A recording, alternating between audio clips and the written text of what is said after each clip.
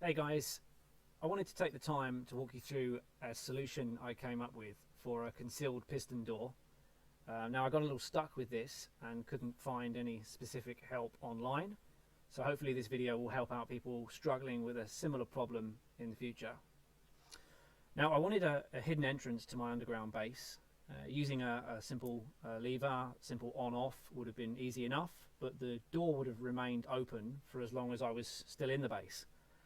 My aim was a door that opens briefly after a press of a button, which is simple, but with a second button to open it the same way from the other side. Not so simple. Well, not for me, at least to begin with. I'd like to point out I'm no redstone expert, and there might very well be a better way of solving this particular puzzle. However, let me show you what I've managed to put together. So this is what I ended up with. Now, just to sort of make it clear, all the trial and error was done on my save file. It's only afterwards, just for the video, that I recreated it in creative mode, just to sort of clearly show you what circuit's doing what. Now the simplest circuit is the yellow one. This is always on due to the little redstone torch down there, and this ensures that the pistons are always in the closed or on position. Very, very simple stuff, just some redstone and some repeaters keeping everything closed. Now if you were just to wire this up to a single button or lever, you would just make sure that the signal from this button interrupts the redstone torch here, and that will obviously trigger the door. The issue, or rather what I wanted to do, is have a button either side of the door, inside and outside, so when I'm in the base the door closes behind me and obviously I can get out in the same way that I can get in. First thing I had to try and do was figure out how to marry the exterior red circuit and the interior green circuit together. Again, I'm no redstone expert and I'm learning a lot as I go, but the way I solved this was using an observer that takes note of the relevant block being pressed in front of it. So again, the colour of the bricks doesn't matter. I've just used the same red and green just for ease of demonstration.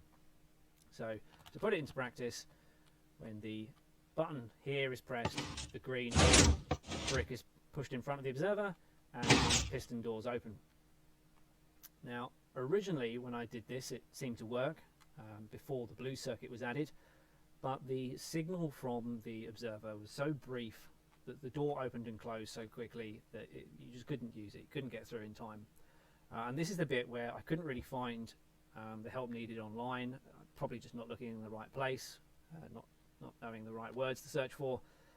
So I ended up mucking about and coming up with what I think is known as a redstone clock, which will delay the signal that comes out of the observer.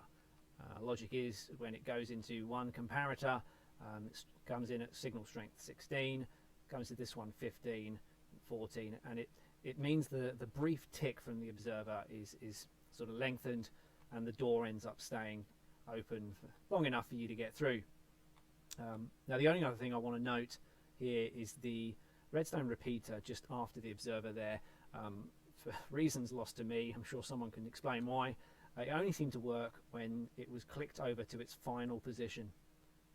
So yeah, once that was done it seems to work, and now we have a system where, if I was to just drop here, you press the interior button and the door opens long enough for you to get through and closes, and then from the outside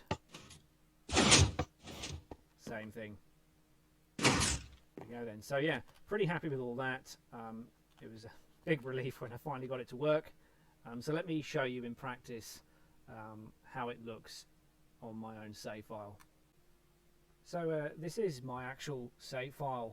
I want to point out before I get any further that the resource pack I'm using is the World of Minecraft 1, which can be found on Planet Minecraft. I'll link it in the description, and it's a 128 by 128 pack, so it offers a pretty good level of detail. Now for this part of the video I've actually turned Minecraft sounds off. There's a lot of ambient tracks and sound files in the pack, and copyright strikes aside, it was getting pretty difficult to talk over. So yeah, really enjoyed using this pack. The guys behind it have obviously put in a huge amount of work.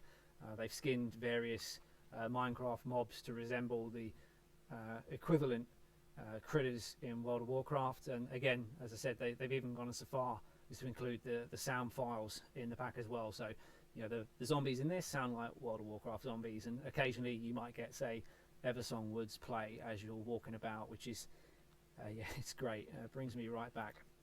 So to show you the hidden entrance, apologies, the front of the house is rather empty at the moment. This has kind of soaked up all of my time.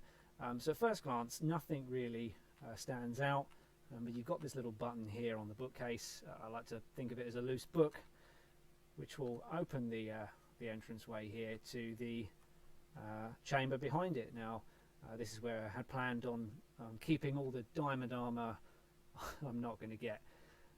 So yeah, and we've got a nice little button the other side, maybe not in the best location, which will then open it up from the other side. I've just noticed there's obviously a torch under that brick that I need to get rid of. Yeah, so now we've got a doorway which remains closed, whether we're inside or out, so it keeps the base hidden.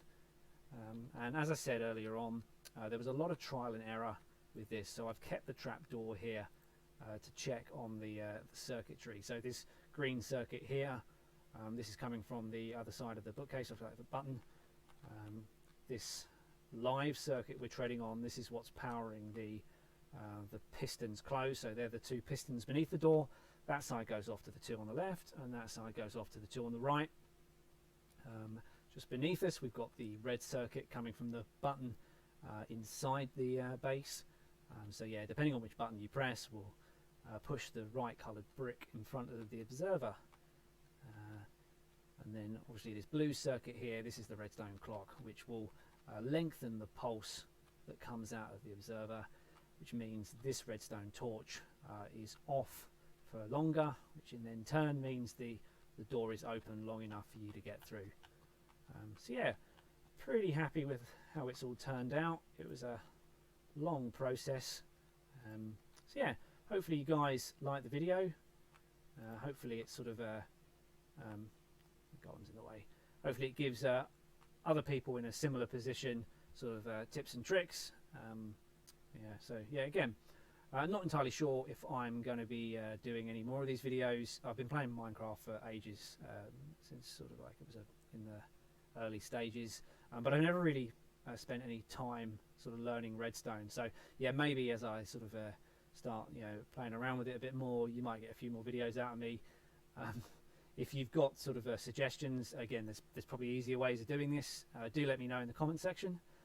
But until next time, guys, take it easy.